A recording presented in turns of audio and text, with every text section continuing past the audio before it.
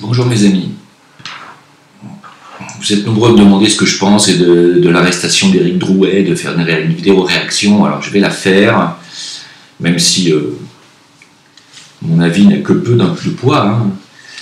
Bon, de toute façon, le cap politique pour ce début d'année 2019 est donné. Hein, je vous l'avais dit, ça va être la terreur, ça va être l'intimidation. Ils vont vous mettre la pression, ils vont vous arrêter, ils vont vous tabasser, ils vont vous faire peur juridiquement, des peines de prison, des arrestations comme ça. On se demande pourquoi. Hein. Alors, ce qu'ils veulent faire, c'est détruire le mouvement, bien entendu, par la terreur, hein, par la force. Ça marchera peut-être, mais qu'un certain temps. Et de toute façon, on va revenir sur l'arrestation d'Éric Drouet, mais comme je vous ai dit, moi, de là où je vois les choses,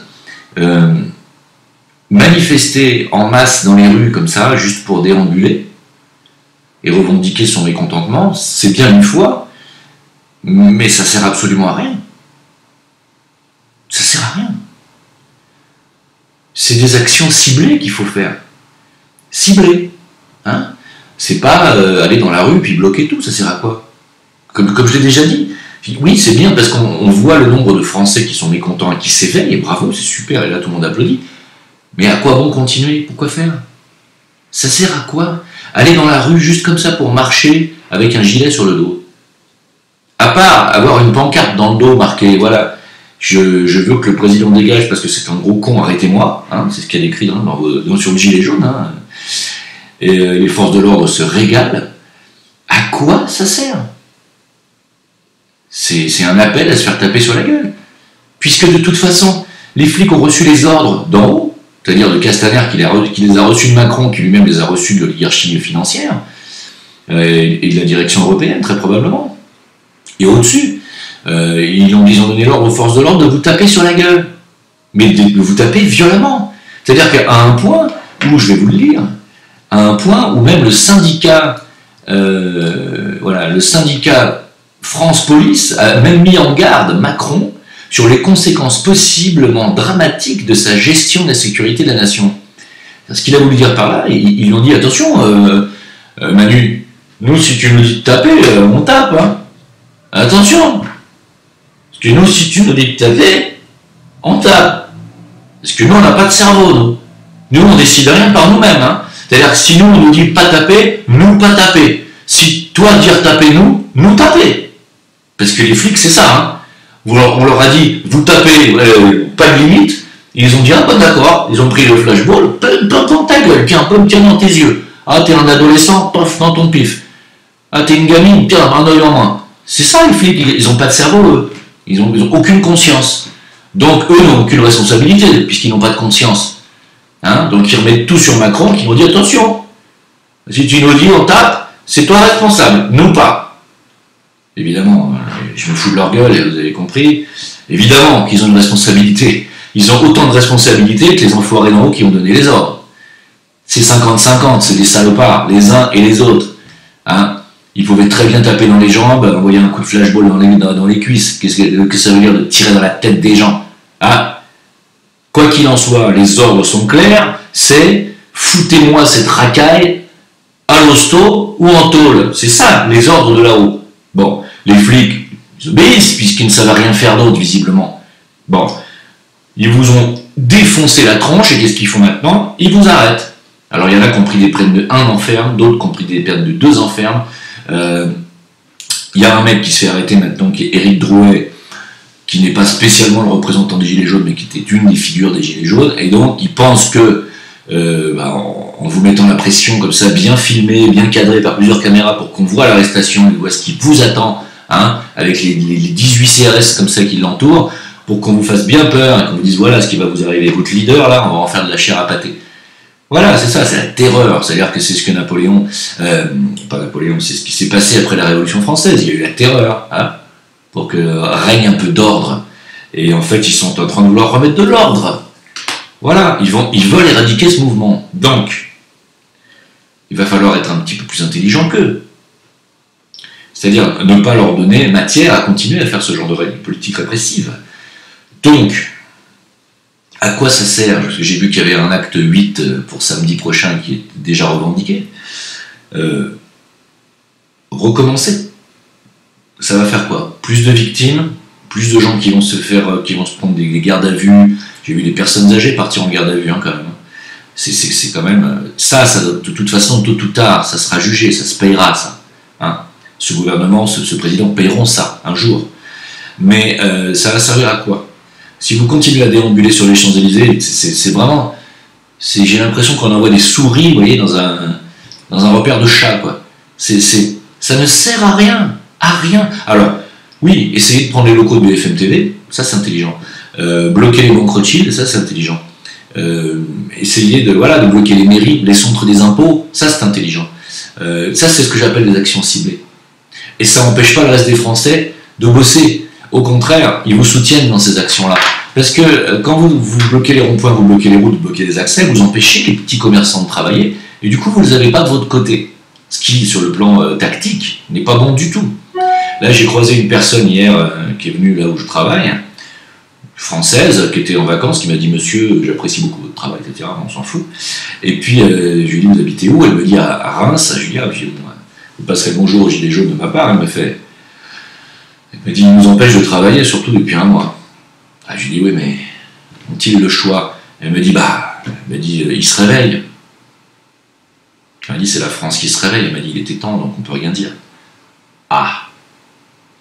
Donc, il y a des Français, commerçants comme cette dame, qui est d'accord quand même avec vous, mais qui ne vous soutient pas non plus trop parce que vous l'empêchez de bosser depuis un mois et demi, c'est-à-dire la plus grosse période de l'année, mais qui comprend quand même, parce qu'elle visiblement, elle était déjà réveillée, que c'est quand même la France qui se réveille. Bon. Alors, c'est très bien. Bravo. D'ailleurs, les Gilets jaunes, on le dit... dénonce le nouvel ordre mondial, clairement. Hein. C'est parti à la base d'une revendication pour la baisse des tarifs énergétiques, et on est parti finalement sur une réflexion philosophique de ce qui se passe dans le monde et de qui tient les rênes en France notamment, et comment la France est finalement otage non seulement de l'Union européenne, mais surtout des banques et surtout de la stratégie Rothschild. Et les Gilets jaunes ont compris ça. Et bravo, chapeau, et j'ai envie de dire bravo à tous les alerteurs, parce que c'est tout le travail des alerteurs qui a mené à ça, c'est pas les médias mainstream qui ont amené les gens à penser ça par eux-mêmes. Hein. Donc bravo aux alerteurs, je me mets dans le lot, parce qu'on me l'a dit des milliers de fois, et j'ai mon petit rôle aussi, hein, comme tous les autres.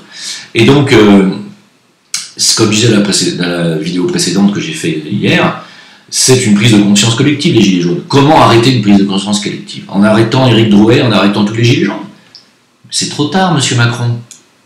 C'est trop tard, monsieur Rothschild. Vous ne pouvez pas, même en mettant quelqu'un en prison pendant 1 an, lui enlever de la tête pendant ces 1 an de prison que vous êtes des enfoirés et que vous pillez le peuple et que vous avez ruiné la France. C'est fini, ils ont compris ça. C'est fini, ça ne sert à rien de les mettre en prison maintenant. À la limite... Vous pouvez les mettre en hôpital psychiatrique sous drogue pour qu'ils ne réfléchissent plus jusqu'à la fin de leur jour, ça va coûter très cher. Mais je vois pas comment vous pouvez arrêter une prise de conscience. Vous ne pouvez pas. En tuant les gens peut-être alors, allez-y, tuez-les. Tuez-nous, faites un génocide. Un génocide de gilets jaunes. Faites un jaunocide. Hein? Comment vous allez faire pour arrêter une prise de conscience qui est en train de se développer, qui est en train de se répandre dans tout le territoire? Comment vous faites? À part changer de stratégie et éventuellement lâcher du mou, et rendre un petit peu ce que vous avez pris aux gens, je vois pas du tout comment vous allez pouvoir vous en sortir dans cette histoire. Ou alors faire un génocide, oui, effectivement, appuyer sur un bouton, déclencher éventuellement un attentat au nucléaire, en disant que c'est les islamistes. Peut-être que ça vous sauverait un certain temps, mais je suis pas certain que les Gilets jaunes, notamment, et les Français qui les suivent et qui comprennent, serait assez crédule dans cette magouille. Quoique, faut voir, ça dépend de l'ampleur. Alors je vois pas ce qui pourrait vous sauver aujourd'hui, messieurs Rothschild et consorts. C'est pas la petite arrestation d'Éric Drouet qui, le pauvre, n'y était strictement pour rien et qui venait visiblement allumer juste des bougies pour les victimes, car vous avez fait des victimes. Vous avez déjà fait des morts par vos forces de l'ordre sans cerveau, ceux qui... Ah, vous tirez, tiens. Ah oui, tu vas faire un mort, bah tu vas faire un autre. Ah oui, faut que je fasse d'autres que je me fous de leur gueule. C'est pitoyable. Police sans cerveau. On avait les médecins sans frontières, on a la police sans cerveau maintenant. Police sans conscience. Vous savez ce que ça veut dire, police sans conscience? Bref. Donc comment vont-ils faire? Pendant ce temps-là, on a un Benalla qui lui affirme avoir conseillé Macron sur les gilets jaunes et sur les questions de sécurité.